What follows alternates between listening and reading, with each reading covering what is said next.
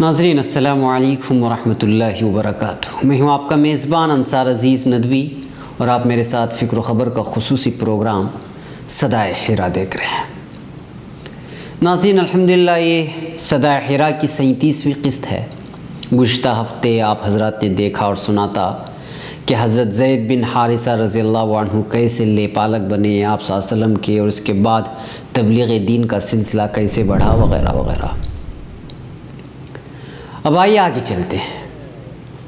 ناظرین دراصل ہمیں یہاں آگے بڑھنے سے پہلے یہ بات بھی سمجھ لینی چاہیے کہ وہ قریش جو آپ صلی اللہ علیہ وسلم کی ہر بات مان لیا کرتے تھے، امین و صادق کہتے تھے، وہ اچانک اس طرح ایک اللہ کی وحدانیت کی تبلیغ کرنے کے بعد دشمن کیوں بن گئے؟ آخر کیا وجوہات تھی؟ یہ بات الگ ہے کہ سب مقدر کی باتیں ہیں، مگر اس کے باوجود دنیا دارالاسباب ہے اور اس کی وجوہات کو جاننا لازمی ہے، اور یہ عقل مندی کی نشانی ہے۔ مختلف سیرت نگاروں نے اس پر روشنی ڈالی ہے، اس کا نچوڑ میں یہاں آپ کے سامنے رکھتے ہوئے آگے بڑھتا ہوں کہ دراصل مکے کی جو عظمت اور عزت تھی وہ کعبہ شریف کی وجہ سے تھی، اور پورے عرب میں قریش خاندان کو برتری اس وجہ سے تھی کہ مکے کی اہم ترین ذمہ داریاں اسی کے ذیلی خاندانوں میں تھی، اور قریش کعبہ کے کلید بردار اور مجاور تھے۔ یہی وجہ تھی کہ مکے میں اس وقت کاروبار پھیلتا گیا، لوگ دور دراز سے آنے لگے، ذمہ داریاں بڑھنے لگیں، تو مناصب تقسیم کیے گئے اور محکموں کو بھی بڑھا دیا گیا، جیسے کہ کعبے کی کلید بردار یا تولیت یعنی حجابہ کی ذمہ دار عثمان بن طلحہ کے پاس تھی۔ غریب حجاج کی خبرگیری کرنا، جس کو رفادہ کہتے ہیں، اس کی ذمہ داری نوفل خاندان کے حارث بن عامر کے پاس تھی۔ سقایا یعنی حجاج کو پانی پلانے کا انتظام بنو ہاشم خاندان کے حضرت عباس رضی اللہ عنہ کے پاس تھا۔ مشورے کی ذمہ داری اسد خاندان کے یزید بن ربیعہ الاسود کے پاس تھی۔ خون بہا کا فیصلہ کرنا، جس میں دیات مغارم کہتے ہیں، تیم خاندان کے حضرت ابوبکر کے پاس یہ ذمہ داری تھی۔ عقاب یعنی علم برداری کی ذمہ داری امیہ خاندان کے ابو سفیان کے پاس تھی۔ اسی طرح قبہ، خیمہ و خرگاہ کا انتظام کرنا اور سواروں کی افسری کرنا مخزوم خاندان کے ولید بن مغیرہ کے پاس تھی۔ سفارت و منافرت کی ذمہ داری یعنی سفیر ہو کر کہیں جانا، اور جن قبیلوں میں اس بات کو لے کر جھگڑا ہو جائے، کسی بات کو لے کر شریف تر کون ہے، تو اس طرح کے فیصلے کرنے کی ذمہ داری کو سفارت و منافرت کہا جاتا ہے۔ یہ ذمہ داری عدی خاندان کے حضرت عمر کے پاس تھی۔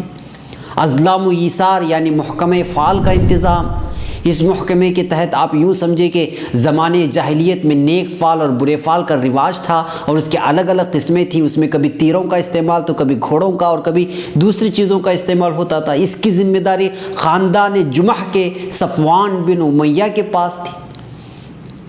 اور پھر اموال یعنی مالیات کی ذمہ داری، خزانے کی دیکھ بھال کرنا وغیرہ سہم خاندان کے حارث بن قیس کے پاس تھی۔ تو ناظرین یہ بڑی بڑی ذمہ داریاں تھیں جو بنی ہاشم کی تھی، جو یہ قسم سے رعب ان کے اندر رچ بس گیا تھا۔ اور اس کے علاوہ آپ کو یاد رکھنے کی باتیں کچھ یہ بھی ہیں کہ اس زمانے میں یعنی آغاز اسلام میں جو لوگ قریش کے رؤسائے اعظم تھے، یعنی بڑے بڑے لیڈر جن کا مکہ میں اثر و رسوخ تھا، وہ کون تھے؟ ان میں سے ایک ابو سفیان بن حرب، حضرت معاویہ کے باپ، حرب فجار میں انہی کا باپ قریش کا سپہ سالار تھا۔ دوسرے نمبر پر ابو لہب جو آپ صلی اللہ علیہ وسلم کا چچا ہے۔ تیسرے نمبر پر ابو جہل ولید بن مغیرہ کا بھتیجا اور اپنے قبیلے کا سردار جو تھا۔ چوتھے نمبر پر ولید بن مغیرہ حضرت خالد رضی اللہ عنہ کے والد باپ، یہ قریش کے رئیس اعظم تھے۔ پانچویں نمبر پر عاص بن وائل سہمی حضرت عمرو کا باپ، یہ نہایت ہی دولت مند کثیر الاولاد اور صاحب اثر تھا۔ چھٹے نمبر پر عتبہ بن ربیعہ امیر معاویہ کے نانا تھے، نہایت ہی شریف الطبع اور صاحب ریاست۔ ان کے علاوہ جو نام سیرت کی کتابوں میں رؤساء کے فہرست میں آتے ہیں ان میں سے اسود بن مطلب، اسود بن عبد یغوث، نضر بن حرس کلدہ، اخنس بن شریق ثقفی، ابی بن خلف، عقبہ بن ابی معیط وغیرہ ہیں۔ ناظرین، تاریخی باتیں اس کو یاد رکھیں، اس لیے کہ اگلے دنوں میں جب آپ صلی اللہ علیہ وسلم کی مخالفت کی بات آئے گی اور صحابہ اکرام کو تکلیف دیے جانے کی بات آئے گی تو ان رؤساء کے نام بار بار آپ کے سامنے آتے رہیں گے۔ بہرکیف مخالفت کے اسباب کیا تھے، یعنی آپ صلی اللہ علیہ وسلم کی مخالفت کیوں کی؟ یہی سوال میں نے پوچھا تھا شروع میں۔ تو اس کے جواب کے لیے ایک بات آپ لوگ یاد رکھیں کہ جاہل اور اجڑ قوم جس کو نہ تعلیم سے مطلب نہ تربیت سے، یہ لوگ اپنے جڑ سے اتنا کسے ہوئے اور آبائی رسم و رواج کے ایسے پابند ہوتے ہیں کہ اگر اچانک کوئی اٹھ کر کہے کہ یہ جو تم کر رہے ہو غلط ہے تو وہ صرف ناراض ہی نہیں بلکہ مرنے مارنے کے لیے تیار ہو جائیں گے۔ اتنی سخت مخالفت ہوگی کہ ان کی تشنگی اسی وقت جا کر مٹے گی جب تک کہ وہ کسی کا انتقام خون نہ دیکھ لیں۔ ہمارے ہندو پاک ممالک کو ہی دیکھ لیں آپ لوگ، ہم میں سے بعض رسم و رواج سے کس طرح بندھے ہوتے ہیں۔ کوئی کہہ دے کہ غلط ہے تو مرنے مارنے کے لیے آ جاتے ہیں۔ ہمارا ملک ہند مہذب ہے، ترقی یافتہ ہے، تمام کو لے کر چلنے کی بات کرتا ہے، تمام تر مذہبی آزادی ہے، مگر کوئی اس کے باوجود کسی دھرم کی بنیادی چیز کو چھیڑے یا مخالفت کر دے تو ایک حشر برپا ہو جاتا ہے۔